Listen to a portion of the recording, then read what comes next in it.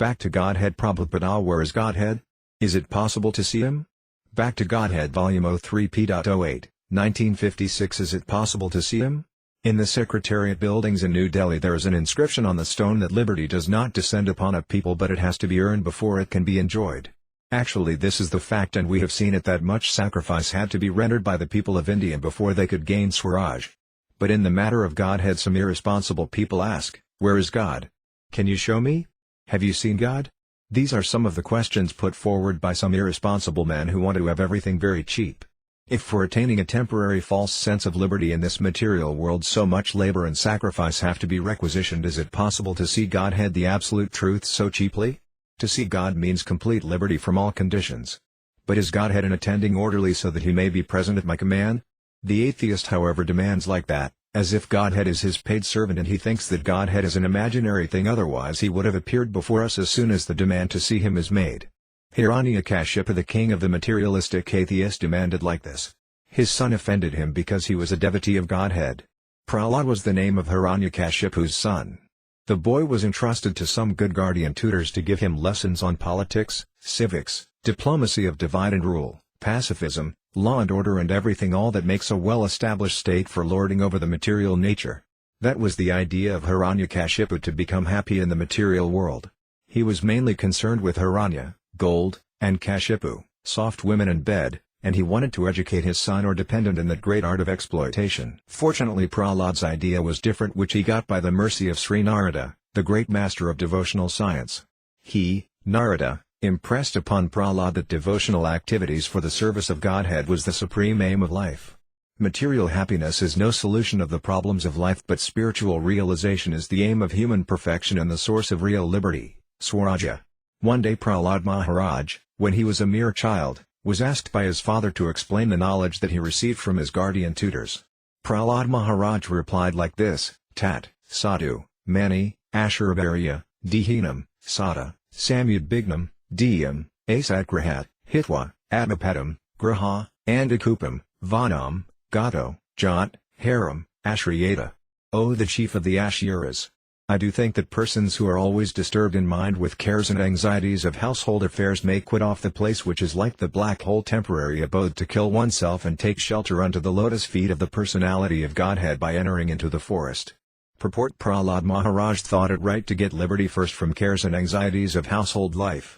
But is there any man who is completely carefree of household life?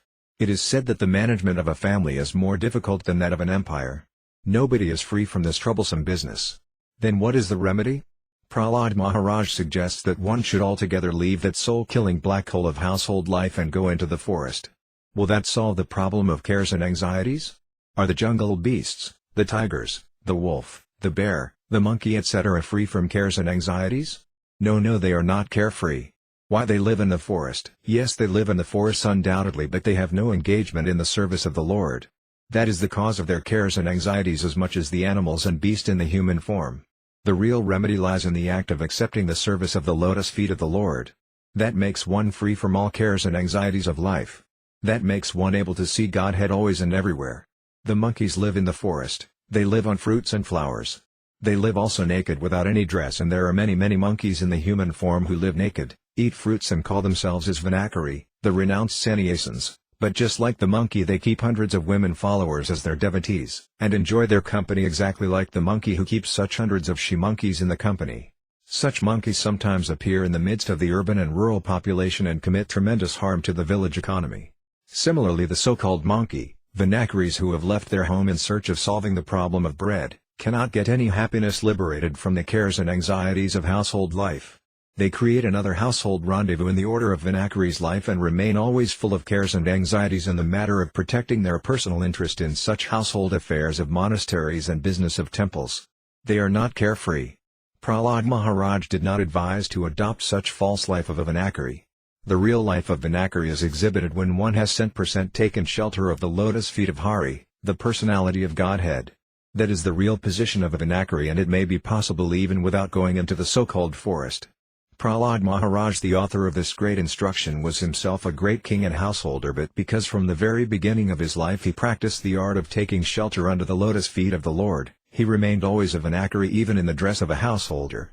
He was always free from cares and anxieties because he knew that he was under the protection of the Lord. His father Hiranyakashipu did not like the idea of God worship because he thought God was his enemy.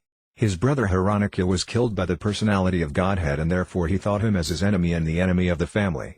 There are many atheists like Hiranyakashipu who take God as their enemy. One German God brother told us that in the First World War many people in his country turned to be atheists on account of their family members being killed in the war field. Somebody's husband, somebody's son, or somebody's brother must have had gone to the war field. When the fighting was going on, all of them prayed for the safe return of their relations. Unfortunately almost all of them did not return back forever in spite of such prayers and therefore they turned to be atheists. They thought that God is their order supplying agent and because the prayer order of protecting the lives of their relations were not carried out by God, the word God is a myth and there is no existence of God. That is the position of cheap God seekers. They want to see God without the necessary sacrifice and without knowing his actual position as the order-supplying agent and if God is not seen in that way of impertinence, the existence of Godhead must be denied by them. Foolish people like Hiranyakashipu, concerned only with gold and woman, is bewildered to see Godhead. In the Bhagavad Gita it is said that the personality of Godhead is not exposed to the eyes of everyone but he is existent always and everywhere by his omnipresent impersonal features. In the Brahma Samhita it is advised that one can see him in the sun, which is said to be as one of the eyeballs. As the eyeball rolls within the hole, so also the sun is rolling within its limited orbit. His impersonal features are described in the Bhagavad Gita and one can see him everywhere as the banyan tree, the lion, the shark, the Himalaya, the ocean and everything that is extraordinarily powerful. He is the seat of growth of every living being and by his potencies the whole universe is rolling on. The strength of gravitation that sustains the planets in their respective positions is also he. He therefore manifests himself by his diverse energies exactly like the fire which maintains its existence by the power of expanding heat and diffusion of light. He is sometimes compared with the sun. And his different energies are compared with the rays of the sun. The living entities are so many molecular particles emanations from him as the rays of the sun are innumerable molecular particles of the sun. The sun and the sun rays are simultaneously one and different. The sun rays are always at my door, I can feel its intensity of heat, I can see it everywhere. By the sun rays I can see the sun also although he is far far away from me. At the same time if I am a sane man I can feel it that the sun rays are not the sun. The sun is simultaneously one and different from the sun rays. We can imagine the intense heat of the sun by our little and partial experience of the portion of the sun rays. The living entities being compared with the sun rays, it is quite possible to see the Supreme Lord by subconscious perception. The living entities are distinct individual souls with minute portions of independence and desire for lording it over the material nature. This desire for lording it over the inert material nature makes the living entity a superior Purusha or enjoyer of the matter. And from this part and parcel Purusha we can feel the power and omnipotency of the complete Purusha. The living entity is the particular sample of the Supreme Being. But he is fully joyful by nature.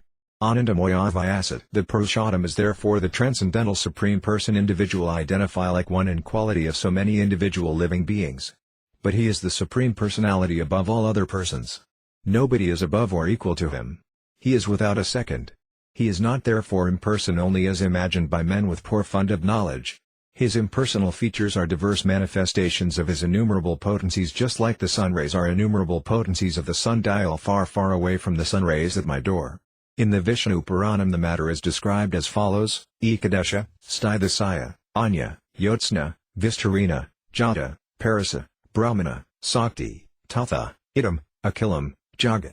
VP January 22, 1962. Translation: This whole universe is the manifestation of diverse potencies of the Supreme Absolute Truth just like the fire situated in one place can diffuse its light all round. Purport: The personality of Godhead does not become impersonal for the matter of his impersonal potencies. He is non-different from his impersonal manifestations but that does not make him without personality.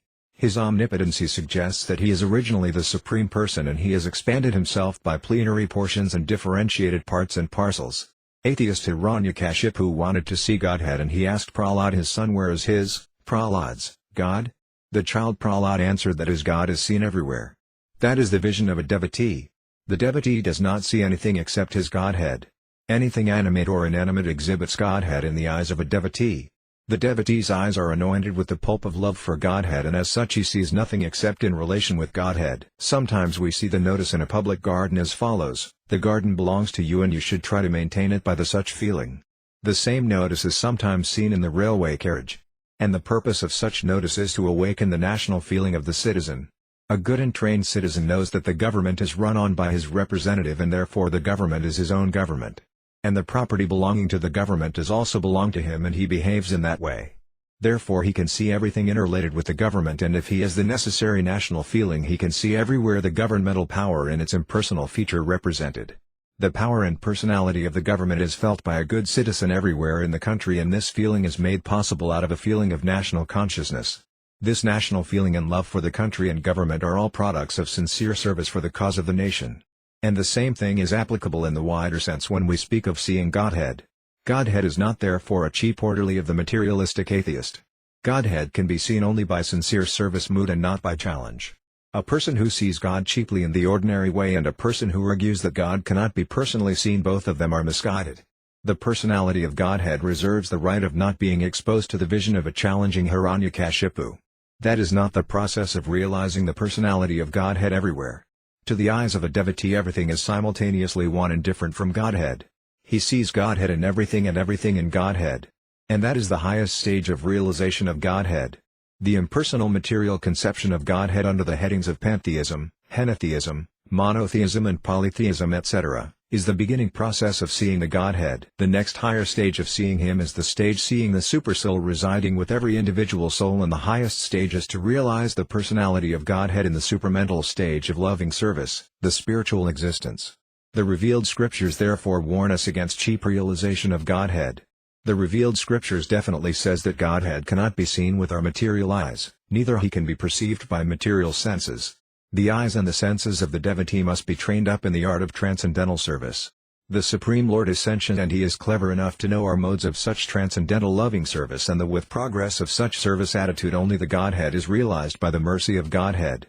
Nobody else can realize him even by a fraction by speculative habit of flickering mind. The speculative habit of the mind and the velocity of air or light year conducted for thousands of years can hardly reach the vicinity of Godhead, but one who is constantly engaged in his transcendental service with love and pleasure can realize him by his mercy only. That is the process of finding out where is Godhead. In the Bhagavad Gita it is said like this: Tesam, Satata, Juktanam, Bhajatam, Priti, Purbakam, Dadami, Buddhajagam, Tat, Jena, Mam, Upajanti, Te. I do give more facility of transcendental service to the devotee who are constantly engaged in my service with love and affection, which will help them to come unto me. God helps them who helps themselves by the service attitude of Godhead.